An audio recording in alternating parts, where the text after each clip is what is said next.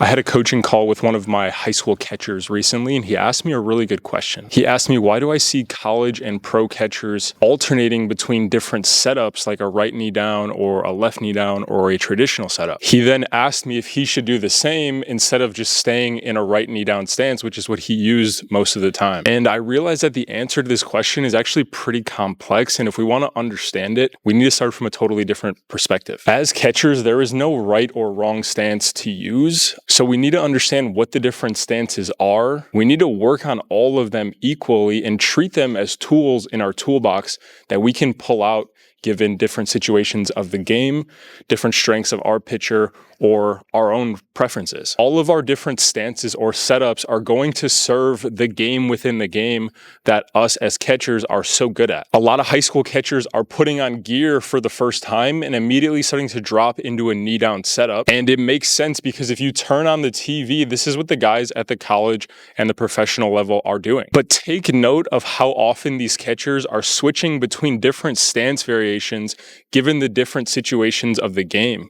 Or we have guys like Logan Ohapi who went from a knee down stance and started working back out of a traditional setup this year. So in this video, I'm going to walk you through the two main categories of stances and the three variations of stances within those categories so that you can not only understand them, but implement them into your own game most effectively. And if you're wondering why you should listen to me on this, my last year of college baseball was 2015. So if you remember anything about the 2011 to 2015 era of baseball and catching, that was right about the time when the traditional 2 feet down setup was on its way out and the knee down setup was on its way in. I'm 6'2", I'm lanky, so I was utilizing knee down setups as well as traditional setups. And at the time, a knee down setup was pretty polarizing for some people. So my coaching staff was totally divided on this. Half of my staff was old school and they would punish me for using a knee down, whereas the other half of my staff understood where the game was going and encouraged me to work on this skill. So I understand the confusion for high school catchers and their parents as to which setups they should be using. Each stance variation that you may use can be categorized under either a primary stance or a secondary stance. And the category of stance that you use, either primary or secondary, is entirely dependent on if the situation of the game requires us to block. And in case you don't already know this, here are the situations where us as catchers are required to block. First situation is going to be anytime there is a runner on base, because in those situations, if the ball gets past us, of course that runner gets a free base. And because of this, we are required to keep anything in the dirt in front of us. The second situation of the game where we are required to block is a 2-strike count. If the ball touches the dirt on strike 3, that runner can run to first base.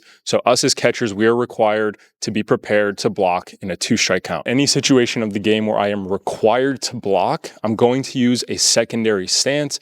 And in any situation where I am not required to block, I'm going to use a primary stance. Though the variations of stances can shift between a right knee down, a left knee down, or a traditional 2 feet setup, the difference between what can be considered a primary stance versus what is considered a secondary stance is always the same. We just learned that in a secondary stance, I am required to block, but that is not our only responsibility in these situations. We're also in charge of receiving well and the potential to have to get up and throw. So our secondary stance has to be optimized and allow for all three of these possibilities without sacrificing one for the other. The secondary stance is often where you'll see catchers raise their center of gravity to promote more athleticism or more of an ability to move laterally. When I'm in my secondary stance, I should be able to sink down and receive. I should be able to come set and get up and throw. And I also should be able to make a read and get in front and block something. And all of these things need to be able to happen with the snap of a finger whenever we make the read on the situation in front of us. So if you're in a stance where you have to reorganize your center of gravity to properly receive block, or throw, you're not in an athletic position and you're probably not in a good secondary stance. Any situation where we do not need to block, we will use a primary stance. In the primary stance, our primary objective is receiving and catching the ball. And this is often why you see guys drop down to a knee in order to better manipulate the bottom of the zone. The primary stance does not have to include a knee down, and it really doesn't have a preference. The only judgment to be made as to if a primary stance is good or not is, do I have the ability to win strikes across the entire zone? And am I comfortable enough to sit here for an entire game? If you can answer yes to both of those questions, then you've found a solid primary stance. Now that we understand the different categories of stances, we can start to understand the different variations of stances and how they fit into our categories of primary or secondary stance. Simply put, there's going to be three main types of stance variations. The first one is going to be a traditional 2 feet down stance. We will also have a right knee down setup as well as a left knee down setup. It should also be mentioned that there are different modifications that you can make to stances, including some type of a kickstand stance. But for the sake of this video, we're just going to stay with the basics. So this means that in a primary stance where our only objective is receiving, as well as in a secondary stance where we are in charge of receiving, blocking, and throwing, you will see catchers use some different type of variation between the left knee down, the right knee down, or a traditional stance. The way that catchers choose which variation to use is going to be dependent on their personal strengths and their preferences, their pitcher's tendencies, as well as the situation of the game. There is no correct or incorrect stance variation to use, but there may be a correct or an incorrect variation for you to use given your skill level and your understanding of pitchers and basic things like receiving and blocking.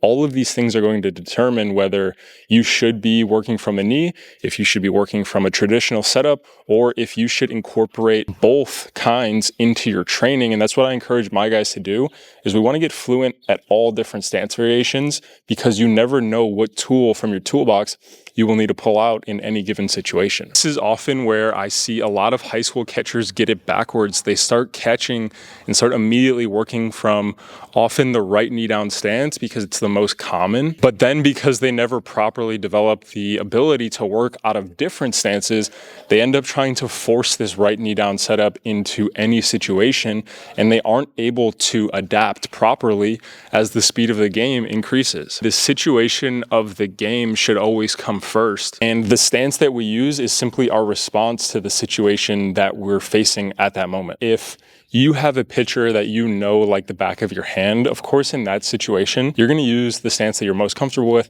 and the one that you know you can handle that pitcher the best out of. If I bring in a righty that has a sharp breaking ball, I might transition away from a right knee down stance and I might shift into a left knee down stance to give myself more ability to catch this pitch out here. But if we just pigeonhole ourselves into one way of doing things, we're going to cap our abilities long term. So this is one final encouragement.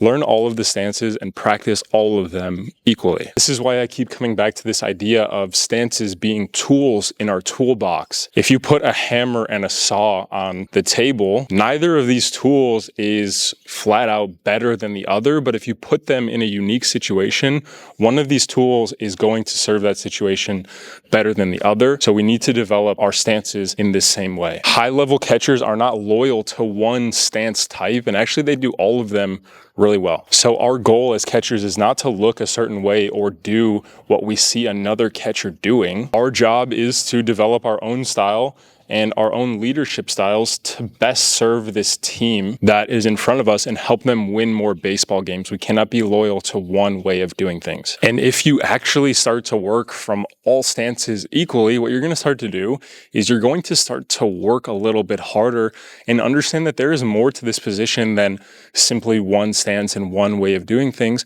And as you work harder, your understanding of the responsibilities of being a catcher and how those stances fit into those responsibilities is going to deepen. The count changes, the situation changes, the amount of runners on base change, your pitchers change, your teams change. Us as catchers, we need to be adaptable. If you want to be a catcher, you've been given a role on the field and it is your job to do it with humility, diligence, and steward that role responsibly. And if this video changed how you think about catcher development, College Ready Catcher is where we take this type of thinking and turn it into a long-term development system. This program covers training, preparation, in-season performance, the recruiting process, as well as the actual skill work itself. If you're a high school catcher or their parent, you can learn more about that in the description below. And if you want to keep building context, go watch my last video where I break down the 3 standards that high school catchers need to have in order to get recruited to play college baseball.